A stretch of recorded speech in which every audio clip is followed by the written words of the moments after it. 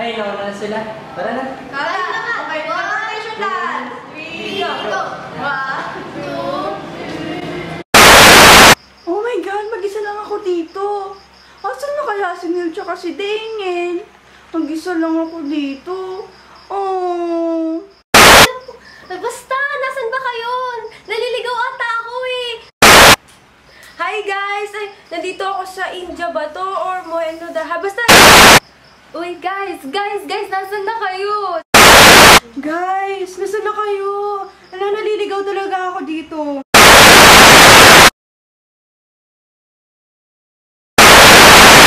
Hi guys! Nasaan na kayo? Ito nga pala, nandun ako sa Mohenjo-daro. At ito ang natagpuan ko. Hi guys! Ito nga pala ang natuklasan ko. Natuklasan ko na ang sewerage system ay dito din pala nagsimula.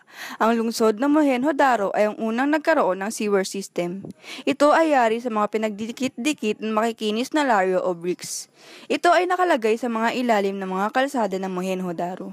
Mahusay ang pagkagawa dito dahil ito ay watertight o hindi makakapasok ang tubig.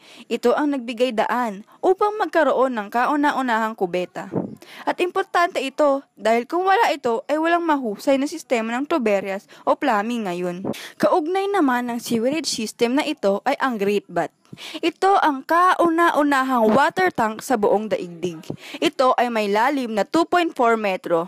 Watertight ang pagkagawa dito dahil mahusay ang pagkakalagay ng mga larya o bricks. Ginawa ito para sa relihiyosong hangarin kung saan ang Great Bath ay para sa paglilinis ng iyong kaluluwa at pagbabagong anyo. Kalaunan ay naging daan na rin ito upang malinis ng mga tao ang kanilang katawan. Bukod sa sewerage system, nalaman ko din na ambag din ng kabihas ng Indus ang dentistry o ang pagbubunot ng ngipin. Ang mga Indus ang kauna-unahang dentista sa buong mundo. Isinasagawa nila ang prosesong ito gamit ang bow drill kung saan binubutas o dinidrill ang mga sirang ngipin upang ito ay tulungan ng masira. Naging epektibo ang sistemang ito para sa mga Indus.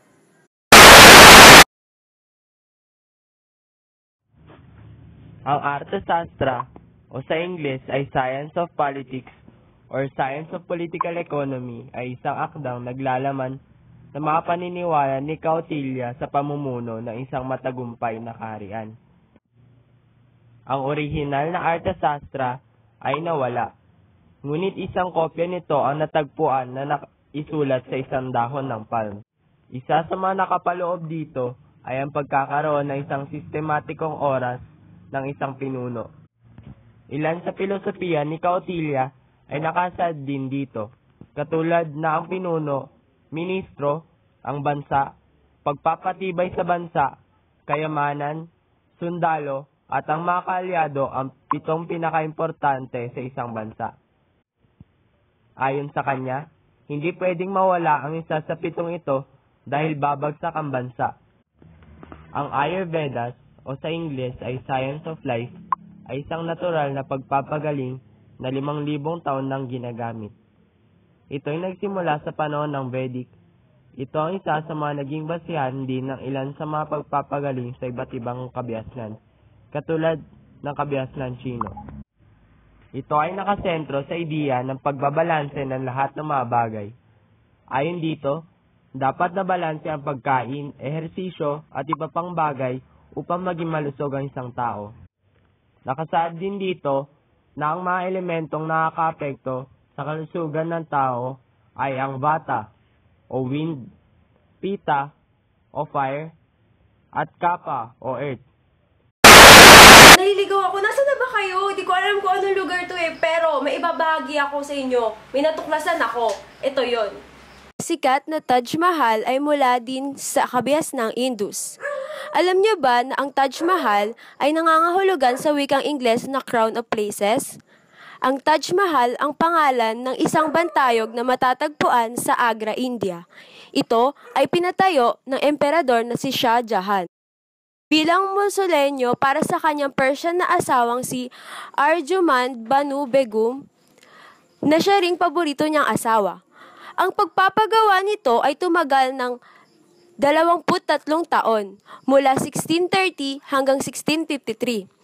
at itinuturing ito bilang obra maestra ng arkitekturang Mughal. Tinatayang humigit kumulang 32 milyong Indian rupees ang nagastos sa pagpapatayo ng Taj Mahal.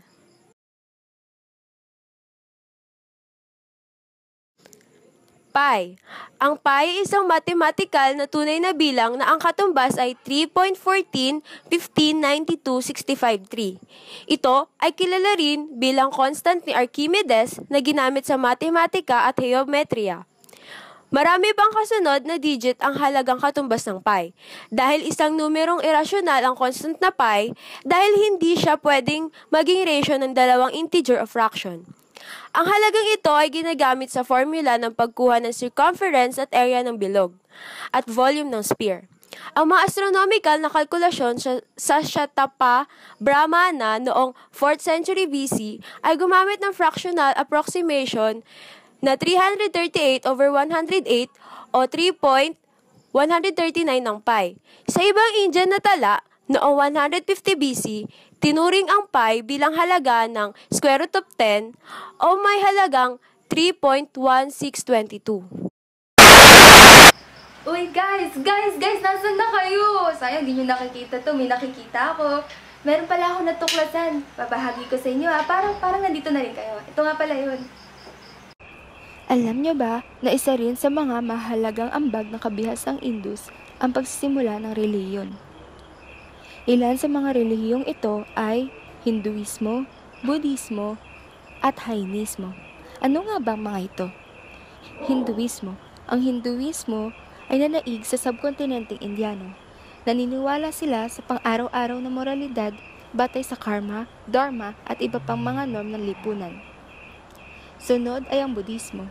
Ang Budismo ay nangangahulugang ang daan ng naliwanagan sa salitang Sanskrit at Pali.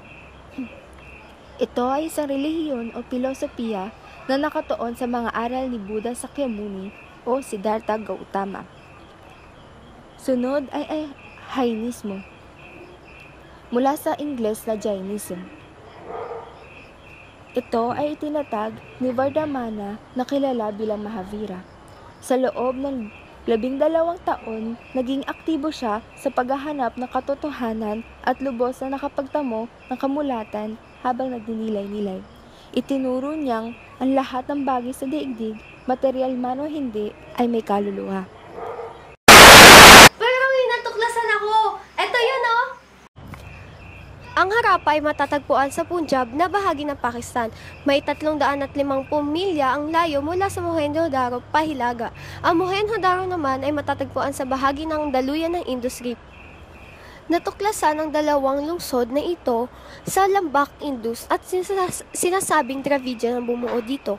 Planado at malalapad ang mga kalsada dito at ang mga gusali ay parisukat at may mga malalawak na espasyo. Ang mga Naliligaw ako. Pero may nakilala akong babae. Ang dami nang sinabi sa akin tungkol dito sa Indus. Sige, mamaya ibabahagi ko sa inyo. Ramayana at Mahabharata naman ay isang tulang epiko. Napakadakila nitong epiko sa mga tao dito sa India. Sinasalaysay dito ang buhay ni Rama.